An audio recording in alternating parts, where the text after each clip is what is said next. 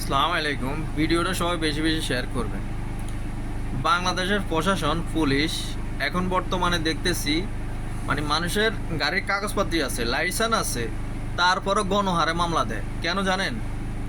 বর্তমানে মানুষ একটু চালাক হয়ে গেছে। যেখানে পুলিশের দুর্নীতি দেখে, ঘুষ বাণিজ্য দেখে, মোবাইলটা তুলে ধরে, যে ভিডিও বানায়। এই কারণে পুলিশের বর্তমানে বাংলাদেশে ঘুষ বাণিজ্যটা একটু কমে গেছে। পুরাটা যে শেষ হয়েছে তা না, একটু কমে গেছে। এই কারণে এরা এখন গণহারে মামলা দেয়। এই যে একটা ভিডিও দেখলাম, এক লোকে বাজারে গেছে, দোকানের সামনে মোটরসাইকেলটা রাইখা বাজার করতেছে।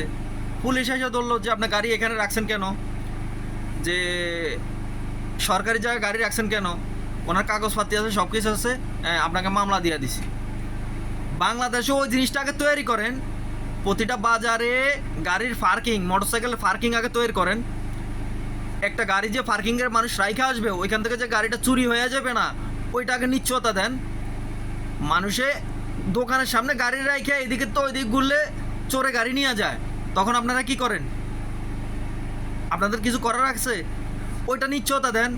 মানুষের যে একটা জায়গা যে একটা গাড়ি পার্কিংয়ে গাড়িটা রাইখা যে মানুষে বাজার করতে যাইবো, ওইটা নিশ্চয়তা দেন আপনারা প্রশাসনের লোকে, যে আপনার গাড়ি চুরি হইব না, বা আপনার যদি গাড়ি চুরি হয় এটার পুরো দায় এবার আমরা প্রশাসন নেবো, 12 ঘন্টার ভিতরে আপনার গাড়ি আপনার হাতে পৌঁছাই দেবো। এটা নিশ্চয়তা দেন। ওইটার নিশ্চয়তা তো প্রশাসন দিতে পারবে না। তো প্রশাসন যদি না দিতে পারে, সরকারি জায়গা জনগণের ব্যবহার করার অধিকার আছে। কেননা একটা গাড়ির লাইসেন্স করার জন্য ব্যাট দিতে হয়, ট্যাক্স দিতে হয়। একটা লাইসেন্স করার জন্য ট্যাক্স দিতে হয়, ব্যাট দিতে হয় সরকারকে, দিয়ে তারপর ওই গাড়িটা রাস্তায় নামানো হয়। তার মানে আমার সরকারি জায়গা ব্যবহার করার অধিকার আছে। এখন এখানে বাজারে গেছি, আমার পার্কিংয়ের জায়গা নাই, সরকারিভাবে কোনো পার্কিংয়ের জায়গা নাই, তাহলে আমি গাড়িটা পার্কিং করবো কোথায়? অবশ্যই আমি যে দোকান থেকে মালামাল নেবো, সামান নেবো, ওই দোকানের সামনে গাড়িটা দাঁড় করায় আমি মালামাল নিতে হবে। বা একটা রেস্টুরেন্টে আমি খাইতে যাবো, রেস্টুরেন্টের সামনে গাড়িটা রাইখে আমার চোখের সামনে আমি খাইতে বসতে হবে। আমি গাড়িটা যদি দূরে রাখাই, তো গাড়িটা যে আমার চোরে নিয়ে যাবো না, এটা নিশ্চয়তা কি প্রশাসন দিতে পারবে? বাংলাদেশ পুলিশ দিতে পারবে? পারবে না। আপনারা মামলা দেন, কোনো সমস্যা নাই। যেটা অবৈধ গাড়ি, যাদের কাগজপাতি নাই, যাদের ড্রাইভিং লাইসেন্স নাই, তাদেরকে মামলা দেন। ভিডিও তো দেখতেছি মানুষে কি করবে, অসহায়, যে ড্রাইভিং লাইসেন্স আছে, গাড়ির কাগজপাতি আছে, তারপরে সুতা ধরছে কি, যে সরকারি জায়গার উপরে কেন গাড়ি রাখছেন? সরকারি জায়গার উপরে গাড়ি রাখবে নাকি আপনাদের মাথার উপরে রাখবে? সাধারণ মানুষ কোথায় রাখবে গাড়ি? সাধারণ জনগণ ট্যাক্স দেয় না সরকারকে? তো সরকারি জায়গা, সরকারি রাস্তার উপরে গাড়ি রাখবে না, কই রাখবে? আপনারা ওইরকম পজিশন দেন। প্রতিটা বাজারে মোটরসাইকেলের জন্য পার্কিং বানাই দেন, গাড়ির পার্কিং করার জন্য পার্কিং বানাই দেন। একটা মানুষ গাড়ি নিয়ে বা একটা সাইকেল নিয়ে বাজারে আসলে যে সে কোথায় এটা পার্কিং করে রাখবে, ওই নিশ্চয়তা দেন।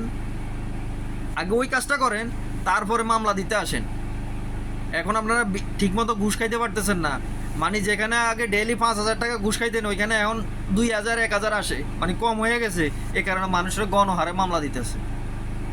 বাংলাদেশ প্রশাসনের যারা ঊর্ধ্বতন কর্মকর্তা আছে, তারা কি এগুলো চোখে দেয় না? এই ভিডিওগুলো চোখে দেয় না? অবশ্যই দেখে, কেননা টাকাটা ওনার পকেটেও কিছু যায়। মনে করেন একজনে ঘুষ খাইলে ওনার পকেটেও 25% যায়। এই কারণে চোখে দেখে না। আমরা প্রবাসে আছি, আমাদের এখানে একটা গাড়ি যদি 24 ঘন্টা পালাই দিই, কেউ হাতও দিব না, কেউ ধরবো না। বাংলাদেশে ওই নিশ্চয়তা দিতে পারবেন? ওইরকম বাংলাদেশের নিশ্চয়তা দিতে পারবেন যে এখানে গাড়ি আপনি রাইখা যান, কেউ ধরবে না? না মানুষের গাড়ি থানায় রাইখা তারপর বাজার করতে যাইব?